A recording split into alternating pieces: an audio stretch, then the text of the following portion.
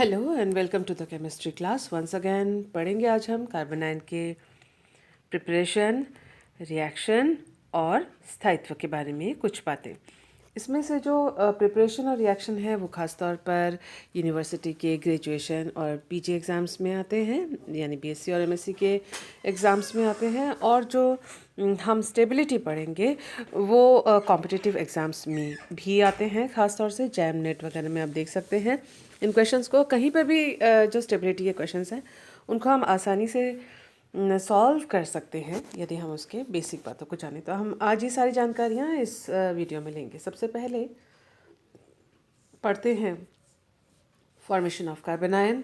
कार्बोनाइन जो है वो हमें तब प्राप्त होता है जब कार्बोनाइन से कोई एक कार्बन से कोई एक प्रतिस्थापी, देखिए यहाँ पर R3C है, ये 3 इलेक्ट्रॉन दाता समूह जुड़े हुए हैं, एल्काइल ग्रुप जुड़े हुए हैं इस कार्बन के साथ, और एक प्रतिस्थापी जुड़ा हुआ है। यहाँ पर एक एनायन है, वो एनायन इस कार्बन को इस सब्स्टिट्यूएंट को, इस प्रतिस्थापी को लेकर चला गया और उसने एक न्यूट्रल अनावेशित उत्पाद बनाया, और साथ ही साथ कार्बन के ऊपर आ गया नेगेटिव चार्ज, और इस तरह से हमें कार्बोनाइन प्राप्त हुआ।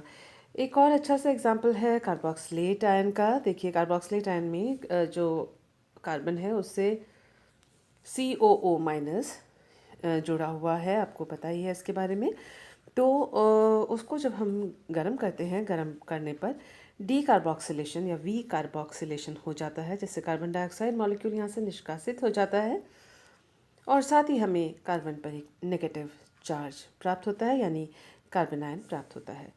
इसके अलावा हम बना सकते हैं या पा सकते हैं कार्बोनाइन को bye eliminating proton from carbon atom in the presence of a base. किसी क्षार की उपस्थिति में अगर हम प्रोटॉन का निष्कासन करते हैं तो भी हमें कार्बोनाइन प्राप्त होता है। ये उन एग्जाम्पल्स के लिए बहुत ज़्यादा लागू है जहाँ पर कोई भी कार्बन हो, जिसको हम अल्फ़ा कार्बन कहते हैं, चलिए, उसके साथ कुछ डबल बॉन्ड या फिर ट्रिपल बॉन्ड वाला समूह अगर जुड़ा हुआ हो तो, और उसमें एक इलेक्ट्रोनेगेटिव एटम हो, तो ऐसे में ये जो इलेक्ट्रोनेगेटिव एटम है वो इलेक्ट्रॉन्स खींचता है, और ये जो अल्फ़ा कार्बन पर इलेक्ट्रॉन की कमी होती है, अल्फ़ा कार्बन हो जाती है। अल्फ़ा कार्बन पर यदि कोई हाइड्रोजन जुड़ा हुआ है, मान लीजिए कोई हाइड्रोजन अल्फ़ा कार्बन पर जुड़ा हुआ है, तो ये जो बॉन्ड होता है वो दुर्बल या वीक हो जाता है, और किसी भी क्षार के द्वारा ये H+ के रूप में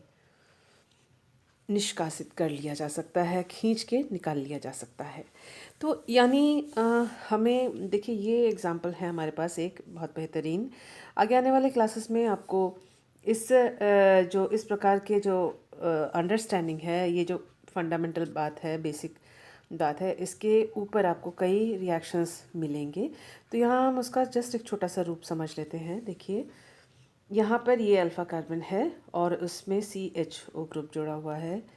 CHO ग्रुप यानी C डबल बॉन्ड O और H, ये है CH3 के साथ। ऑक्सीजन जो है वो इलेक्ट्रोनेगेटिव है, इलेक्ट्रॉन यहाँ से खींचेगा, इलेक्ट्रॉन यहाँ से खींचेगा ये कार्बन, क्योंकि इसके पास इलेक्ट्रॉन की कमी हो गई, क्योंकि ऑक्सीजन ने अपनी ओर इलेक्ट्रॉन खींचे। ये इलेक्ट्रोनेगेटिव है, उसकी तुलना में कार्बन इलेक्ट्रोपॉजिटिव है, इस वजह से।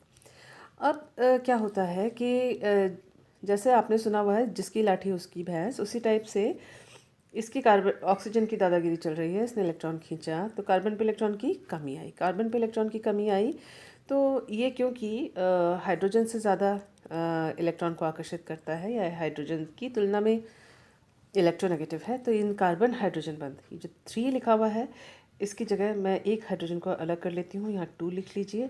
तो ये जो कार्बन हाइड्रोजन बंध के इलेक्ट्रॉन्स जो है, ये कार्बन अपनी ओर खींचना शुरू हो जाता है, क्योंकि इस तरह से सब ये कार्बन में इलेक्ट्रॉन की कमी महसूस कर रहा है, ये भी इलेक्ट्रॉन की कमी महसूस कर रहा है, तो अपनी कमी को पूरा इस तरह से कर रहे हैं। अब जो आखिरी बात आती है वो हाइड्रोजन के ऊपर, वो सबसे कमज़ोर है इलेक्ट्रोनेगेटिविटी या विद्युत ऋणता में, तो उसके कार्बन हाइड्रोजन बंध के इलेक्ट्रॉन खींचे जाते हैं, जिसके फलस्वरूप ये कार्बन हाइड्रोजन बॉन्ड जो है वो वीक, दुर्बल बंध हो जाता है।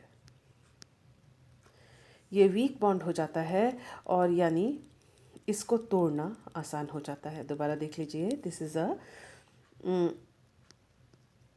Weak bond. इसको याद रखिएगा क्योंकि थर्ड ईयर पीजी तक ये चीज़ जो है आपके काम आएगी। तो ये दुर्बल बंध हुआ क्योंकि ये एक प्रबल इलेक्ट्रॉन आकर्षित समूह से जुड़े हुए पहले कार्बन अल्फा कार्बन का हाइड्रोजन है। तो याद रखिएगा, इलेक्ट्रॉन आकर्षी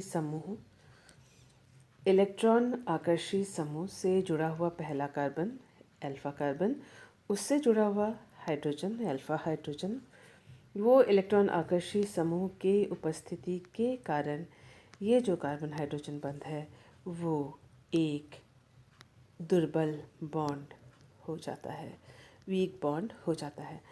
तो ये जो वीक बॉन्ड है उसका मतलब सीधी सी बात है, इसको तोड़ना जो है वो आसान है। कैसे तोड़ा जा सकता है?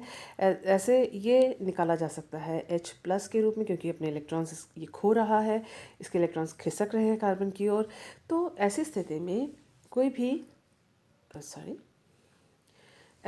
में कोई भी जो बेस होगा वो इन इलेक्ट्रॉन्स को अपनी ओर खींचकर, और बेस जो होगा कार्बन से जुड़े हुए अल्फा कार्बन से जुड़े हुए जो हाइड्रोजन है उसको अपने साथ ले लेते हैं, जिसके फलस्वरूप कार्बन के ऊपर एक नेगेटिव चार्ज आ जाता है और कार्बन आयन बन जाता है। देखिए, ये जो एक यहाँ पर CH3 था, उसमें से एक जो हाइड्रोजन है वो चला गया और इस तरह से हमको CH2- एनायन कार्बन आयन हमें प्राप्त हुआ, और इसको निष्कासित किया सोडियम हाइड्रोक्साइड जो कि एक बेस है उसने।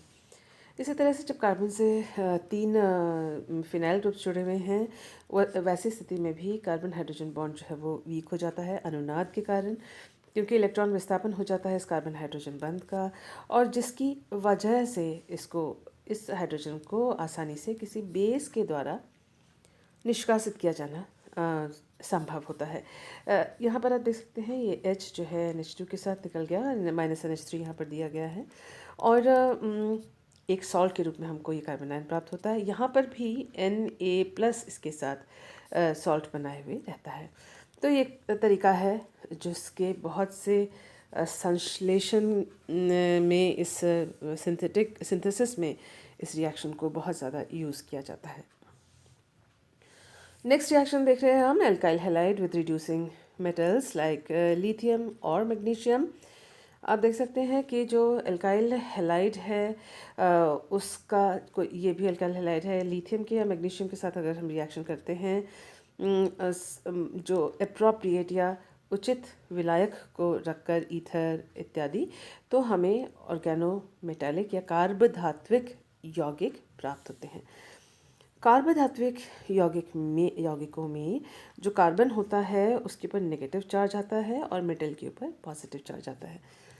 ये जो रिएक्शन है ये भी जो कार्बन आयन बनाने का बहुत ज़्यादा इस्तेमाल किए जाने वाला रिएक्शन है, और ये विभिन्न प्रकार के यौगिकों के संश्लेषण के लिए भी ये जो मेथड है वो काम में आता है। रिएक्टिविटी पढ़ते हैं और स्टेबिलिटी पढ़ते हैं। देखिए, रिएक्टिविटी और स्टेबिलिटी जानने से पहले हम ये जान लें कि कार्बन के ऊपर अगर नेगेटिव चार्ज है तो वो कार्बन आयन हुआ। लेकिन ऐसे हमको ये भी मालूम है कि कोई भी स्पीशीज़ अगर वो न्यूट्रल, उसका आवेश अगर ज़ीरो है या उस अनावेशित है, तो ऐसी स्थिति में वो ज़्यादा स्थायी होगा। उसके ऊपर कोई आवेश है वो अस्थायी हो जाएगा। और इस आवेश की मात्रा को, इसके क्वांटिटी को अगर कोई फैक्टर, कोई कारक इसको बढ़ा देता है, किसी आवेश को बढ़ा देता है किसी स्पीशीज़ के अभिक्रिया मध्यवर्ती या रिएक्शन इंटरमीडिएट के जो भी आवेश हो, चाहे वो प्लस हो, चाहे वो माइनस हो, चाहे वो फ्री रेडिकल हो, उन आवेश को अगर बढ़ा दिया जाता है किसी कारक के द्वारा, तो वो स्थायित्व उसकी घट जाएगी।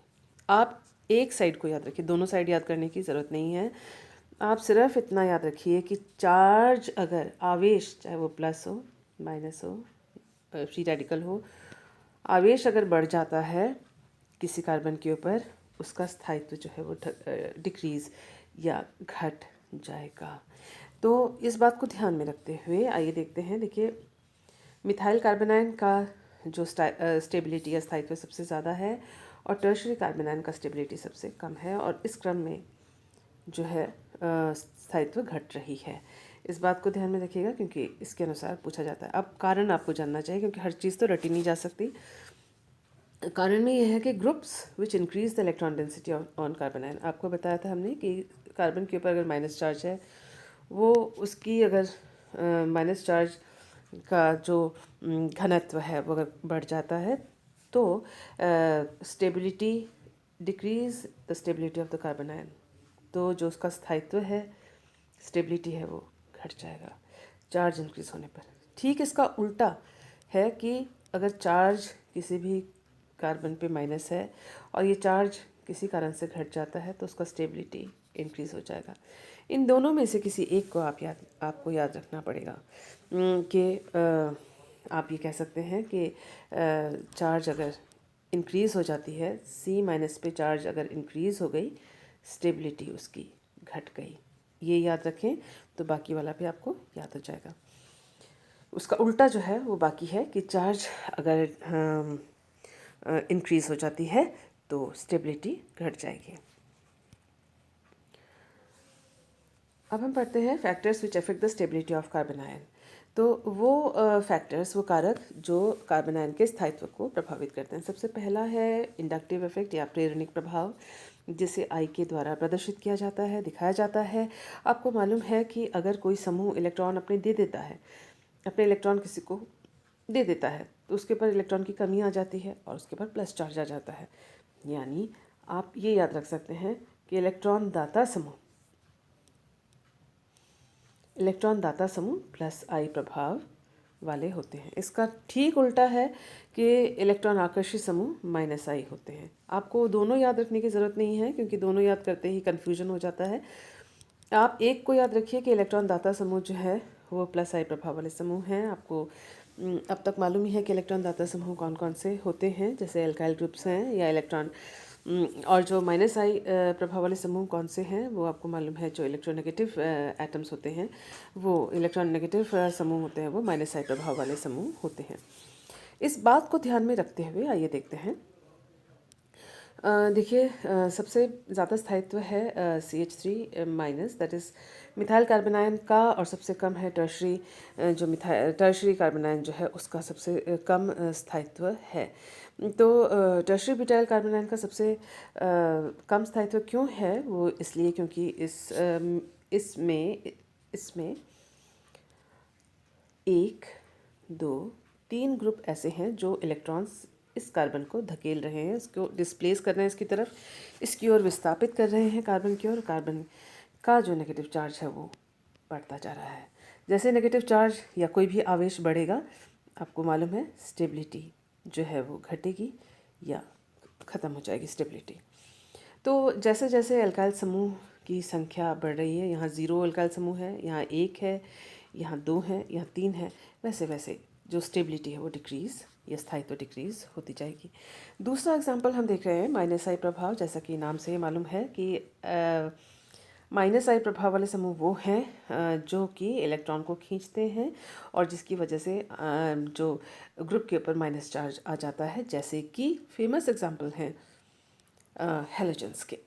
यहाँ हैलोजेंस का हमने उपयोग किया है। हमें मालूम है कि फ्लोरीन की इलेक्ट्रोनेगेटिविटी, विद्युत ऋणता सबसे ज़्यादा है, आयोडीन की सबसे कम है इन सभी हैलोजेंस में। और इसके साथ हमें ये भी मालूम है कि विद्युत ऋणता ज़्यादा होने के कारण जो फ्लोरो ग्रुप है वो प्रबलता से इलेक्ट्रॉन को आकर्षित करेगा। नोट्स बनाते वक्त एक चीज़ याद रख लीजिए, यहाँ पर यहाँ माइनस चार्ज लगाना मुझसे रह गया है, तो यहाँ माइनस चार्ज जब है आप नोट्स बनाएं तब इसको लगा लीजिए। सारे कार्बन आयन हैं ये, और कार्बन आयन में CH2 के ऊपर माइनस लगाइएगा, इसको भूल मत जाइएगा। और आप देख सकते हैं विद्युत ऋणता ज़्यादा है, प्रबलता से इसने इलेक्ट्रॉन खींचा, यानी यहाँ पर इलेक्ट्रॉन का जो घनत्व कार्बन के ऊपर है वो सबसे ज़्यादा कम होगी। यहाँ पर ये आयोडो ग्रुप है, ये भी विद्युत ऋणी है या इलेक्ट्रोनेगेटिव है। इलेक्ट्रॉन को ये भी अट्रैक्ट कर रहा है कार्बन आयन से, परंतु ये उतनी प्रबलता से नहीं करेगा जितना कि फ्लोरीन कर सकता है, क्योंकि इसकी इलेक्ट्रोनेगेटिविटी या विद्युत ऋणता कम है। उसका मतलब ये है कि जो यहाँ पर आवेश जो है C- के ऊपर थोड़ा ज़्यादा होगा, और यहाँ C- के ऊपर जो आवेश का घनत्व है थोड़ा सा कम होगा, जिसकी वजह से स्थायित्व का ये क्रम हमको देखने को मिलता है। मैं आपको एक बार और याद दिला दूं कि यहाँ पर आप जब नोट्स बनाएं तो इनके ऊपर माइनस चार्ज ज़रूर लगाएं। नेक्स्ट है टाइप ऑफ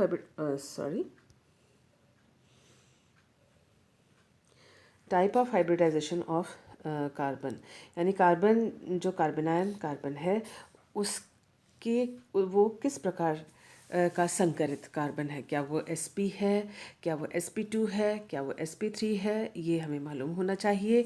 और देख सकते हैं कि एक और बात है कि जैसे नाभिक है, और नाभिक है, नाभिक के सबसे पास जो ऑर्बिटल होता है वो s ऑर्बिटल होता है, आपको मालूम है। और उससे दूर जो ऑर्बिटल होता है वो p ऑर्बिटल होता है। तो s ऑर्बिटल पास है, p ऑर्बिटल दूर है, आपको मालूम है। और नाभिक के ऊपर चार्ज क्या है, नाभिक का चार्ज है प्लस। तो अगर इलेक्ट्रॉन्स इनमें हों, इन ऑर्बिटल्स में हों, तो s ऑर्बिटल इलेक्ट्रॉन का आवेश है माइनस। तो जितना s ऑर्बिटल का प्रतिशत ज़्यादा होगा, जितनी इसकी प्रतिशत ज़्यादा होगी, तो ऑर्बिटल संकरित ऑर्बिटल नाभिक के उतना ही पास होगा, और उसमें जो स्थित इलेक्ट्रॉन्स हैं वो न्यूक्लियस के द्वारा उतने ही ज़्यादा अट्रैक्टेड या आकर्षित होंगे। इस बात को ध्यान में रखते हुए, और ये एक बात और है कि अगर p प्रतिशत ज़्यादा है, p में अगर इलेक्ट्रॉन है, तो s के तुलना में इसको नाभिक कम प्रबलता से, कम फोर्स ऑफ अट्रैक्शन से, कम आकर्षण बल से अपनी ओर आकर्षित करेगा। हमको ये भी मालूम है कि फोर्स ऑफ अट्रैक्शन जितना ज़्यादा होता है उतना ही स्टेबिलिटी स्थायित्व ज़्यादा होती है। आकर्षण बल जितना ज़्यादा होता है स्थायित्व उस स्पीशीज़ की या मतलब उस सिस्टम की ज़्यादा होती है। इस बात को ध्यान में रखते हुए आइए देखते हैं।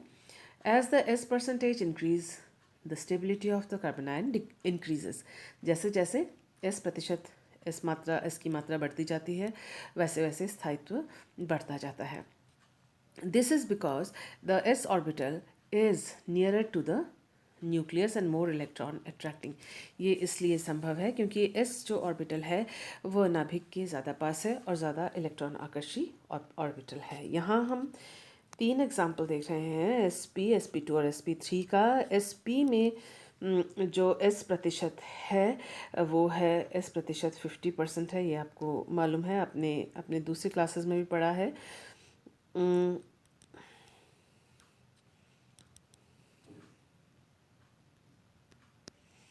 sp2 में जो s प्रतिशत है वो 33.3% है, यहाँ 33 लिख लेते हैं।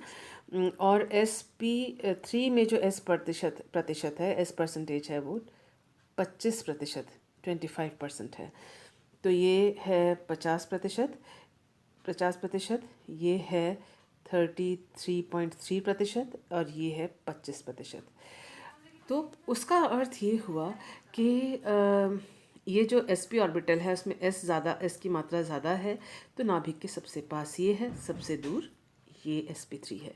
इस बात को अगर हम समझ लेते हैं, उसका मतलब sp ऑर्बिटल में जो इलेक्ट्रॉन्स हैं कार्बन के वो नाभिक के द्वारा ज़्यादा आकर्षण बल से आकर्षित किए जाएंगे और स्थायित्व यहाँ ज़्यादा होगी। यहाँ क्योंकि s प्रतिशत कम है, नाभिक के द्वारा उतनी प्रबलता से ये इलेक्ट्रॉन आकर्षित नहीं किए जाएंगे, इसलिए स्थायित्व कम होगी। और वही चीज़ हमने दिखाई है, स्टेबिलिटी डिक्रीजेस, स्थायित्व घटता है। इसके ऊपर क्वेश्चन आता है कॉम्पिटिटिव एग्जाम्स में भी। तो ये जो आज आप पढ़ रहे हैं फर्स्ट ईयर के लिए, ये आगे आपके आने वाले सालों में काफ़ी काम आएगा। रेजोनेंस इफेक्ट देखते हैं। हमें मालूम है रेजोनेंस के द्वारा इलेक्ट्रॉन्स का विस्थापन होता है, डीलोकलाइजेशन होता है। और आप देख सकते हैं कि अगर जो C के कार्बन के ऊपर जो माइनस चार्ज है वो किसी द्विबंध के साथ संयुग्मित है, यानी माइनस चार्ज फिर एक सिंगल बॉन्ड फिर एक डबल बॉन्ड, ऐसी स्थिति कहीं बन रही है, जैसे कि माइनस वाला कार्बन, उसका सिंगल बॉन्ड, फिर एक डबल बॉन्ड, जैसे कि ये माइनस वाला कार्बन, फिर सिंगल बॉन्ड, फिर डबल बॉन्ड। ऐसी स्थिति कहीं बन रही है तो ऐसे में ये जो कार्बन आयन है उसके इलेक्ट्रॉन्स डीलोकेलाइज हो जाएंगे। अगर हम तीनों एग्जाम्पल्स को देखें तो जितने अनुनादी संरचनाएं बनती हैं उतना ज़्यादा विस्थापन हो रहा है, और जितना विस्थापन हो रहा है उतना स्थायित्व ज़्यादा होता है, क्योंकि C माइनस एक जगह ना रुककर, केंद्रित ना होकर वो दूसरे एटम्स में भी फैल जाता है। तो जो कार्बन आयन है उसके ऊपर जो कंसंट्रेशन या सांद्रता है कार्बन इलेक्ट्रॉन्स की, वो घट जाती है, क्योंकि वो चार्ज जो है विस्थापित हो जाएगा और स्टेबिलिटी सिस्टम को या कार्बन आयन को मिल जाएगी। तो यहाँ देखिए इस प्रकार से इसका डिलोकेलाइजेशन होता है। ये दो अनुनादी संरचनाएं हैं, इस प्रकार से आप तीर के निशान के द्वारा इनको दिखा सकते हैं। यहाँ वो एरो बनाना मुझसे छूट गया है। तो ये देखिए एलाइल कार्बन आयन है, नाइट्रोमिथाइल कार्बन आयन है, ये कुछ एग्जांपल्स हैं जिसमें रेजोनेंस देखते हैं और स्थायित्व होता है। इन तीनों की अगर हम तुलनात्मक अध्ययन करें, कंपैरेटिव हम स्टडी करें, तो देखेंगे कि बेंजीन पे अनुनादी संरचनाएं ज़्यादा बन रही हैं बेंजीन वाले यौगिक में, यानी बेंजाइल कार्बन आयन पे। तो इन तीनों का अगर स्थायित्व हम स्टडी करते हैं तो इसका स्थायित्व बहुत ज़्यादा होगा।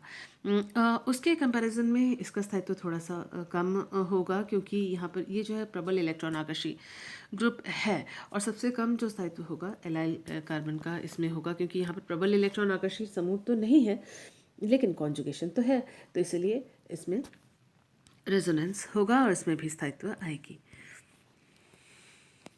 नेक्स्ट है एरोमेटाइजेशन।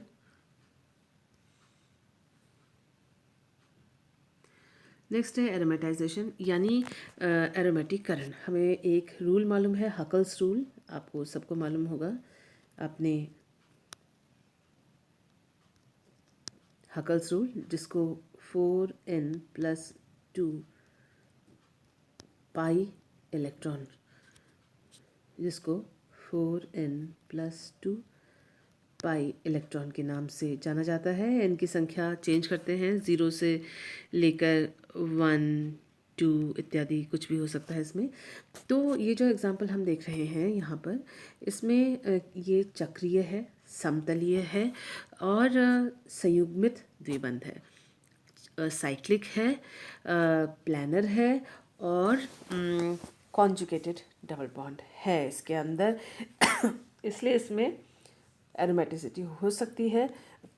तो आप देखें कि टोटल नंबर ऑफ इलेक्ट्रॉन्स, इस पाई बॉन्ड के 2 पाई इलेक्ट्रॉन, इसके 2 पाई इलेक्ट्रॉन, इस माइनस चार्ज के 2 इलेक्ट्रॉन्स, टोटल 6 इलेक्ट्रॉन्स हैं, 6 पाई इलेक्ट्रॉन्स, यानी 4n+2 में अगर हम n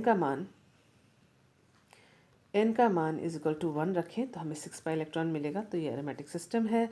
तो जैसे ही कोई कार्बन आयन एरोमेटिसिटी को पा लेता है तो फिर वो स्टेबलाइज हो जाता है। तो अगर कोई एरोमेटिक सिस्टम है और वो कार्बन आयन है तो वो स्टेबल होगा। अब हम पढ़ते हैं रिएक्शंस के बारे में। देखिए एडिशन रिएक्शंस हैं ऑफ इलेक्ट्रोफाइल। सबसे आसान रिएक्शन है, ये माइनस स्पीशीज़ है, कोई भी प्लस स्पीशीज़ उसके पास आए तो फट से उसका एडिशन हो जाता है और न्यूट्रल मॉलिक्यूल उत्पाद के रूप में बनता है। कार्बन आयन जो है वो एलिमिनेशन रिएक्शन में भी देखा जा सकता है, जब बेस की सहायता से, देखिए ये इलेक्ट्रॉन आकर्षित समूह है, उससे जुड़ा हुआ पहला जिस कार्बन से वो है उसके साथ जो पहला कार्बन है वो अल्फा कार्बन है। तो यहाँ बेस की सहायता से यहाँ जो हाइड्रोजन पहले था उसका निष्कासन हो गया और यहाँ पर हमें C- प्राप्त हुआ। इसका नेक्स्ट स्टेप में ये जो विधि है एलिमिनेशन रिएक्शन की विधि है, क्रियाविधि है। तो नेक्स्ट स्टेप में आप देख सकते हैं कि जो ब्रोमो है वो भी अपने इलेक्ट्रॉन्स को लेके चला गया ब्रोमाइड आयन के रूप में, और हमें इस तरह से एल्कीन उत्पाद प्राप्त होता है। तो ये जो रिएक्शन है वो आप अभिक्रिया क्रियाविधि में भी इसको पढ़ सकते हैं। एक्टिंग एज अ न्यूक्लियोफाइल, ऐसा भी हो सकता है क्योंकि आपको मालूम है कि नाभिक स्नेही जो है उसके ऊपर माइनस चार्ज होता है, तो कार्बन के ऊपर भी माइनस चार्ज है, तो उसका मतलब ये नाभिक स्नेही की तरह भी कार्य कर सकता है।